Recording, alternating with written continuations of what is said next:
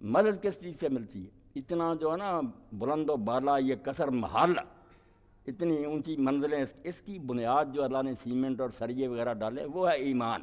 مولانا اسی پر بات کر رہے ہیں کہ ایمان پر جو قرآن اتنا زور دیتا ہے نا کہ ایمان لاؤ پہلے، یہ نمازیں روزے حج زکوٰۃ بعد میں ہوں گے، ایمان ہے وہ بنیاد جو پختہ ہوگی نا سارا بوجھ برداشت کر لے۔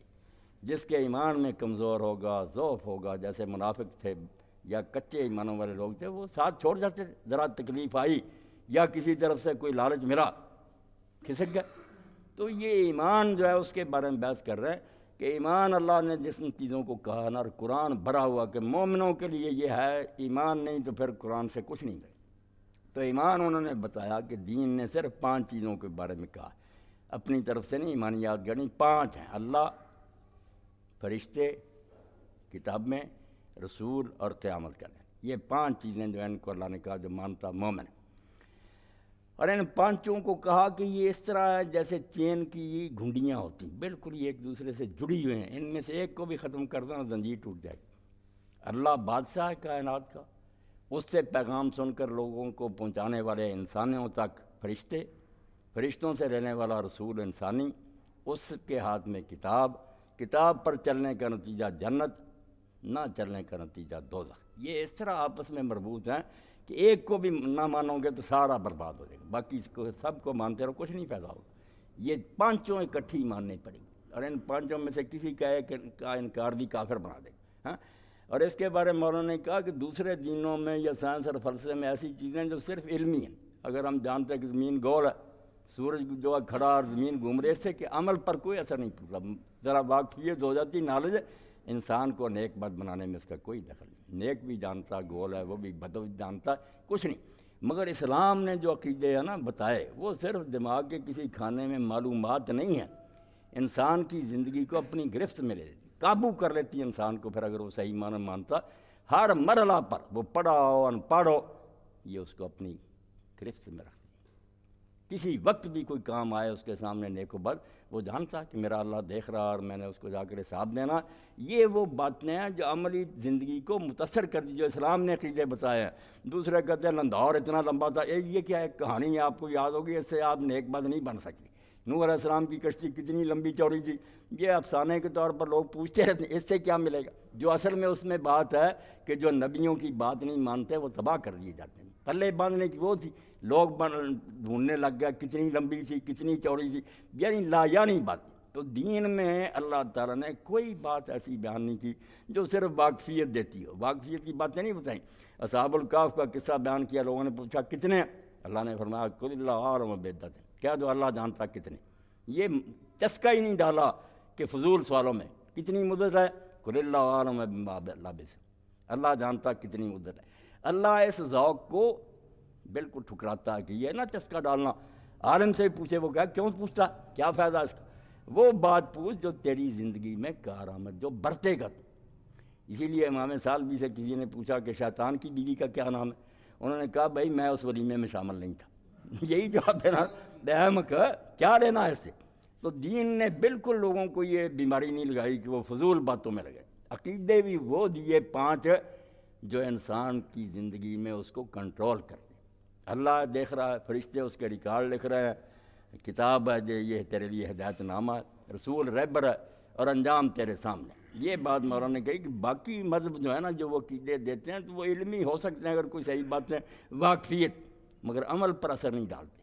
اسلام نے جو بنیادی باتیں کہیں، ایک تو ایسی ہیں کہ قیامت تک بھی کبھی علم ان کو جھٹلا نہیں سکتا کہ زمین آسمان کا ایک مالک ہے، اس نے اپنی طرف سے رہنما بھیجے ہیں، آخر میں وہ حساب کتاب لے۔ ان میں سے کون سی بات ہے جس کو کسی مرحلے پر بھی عقل جھٹلائے؟ جو علم بڑھے گا یقین بڑھتا جائے گا، واقعی ایسا ہی ہونا چاہیے، اور عمل پر بھی اثر انداز ہوگا۔ یہ ساری بات ہے جو آج کی بحث میں ہم نے پڑھی، اور مولانا نے سمجھایا کہ اس ایمان کو پختہ کرنے کی کوشش کرو۔ قرآن پڑھ پڑھ کر حدیثیں، ہر شخص پڑھا ان پڑھا جو ہے نا وہ اس کو سمجھے کہ ایمانیات کیا ہیں، کن بنیادوں پر اسلام قائم منواتا کیا، اور وہ کس طرح انسان کو نیکی پر قائم رکھتے ہیں۔ اور ساتھ ہی انہوں نے بتایا کہ اس میں اتنی طاقت ہے کہ کوئی پولیس والا نہ ہو، کسی عدالت کی بات پر اس کا خطرہ نہ ہو، ان میں آپ اتنا زور ہے کہ انسان کو قابو کر بریک۔ میں صرف ایک واقعہ بیان کر دوں، ذرا وقت ہو رہا کہ ایسا امام غزالی رحمۃ اللہ علیہ فرماتے ہیں کہ بغداد جیسے بھرے پورے شہر میں دارالحکومت تھا، تو اس میں ایک آدمی نے کسی بچی کو بازار میں پکڑا اور اس سے شرارتیں کر رہا تھا.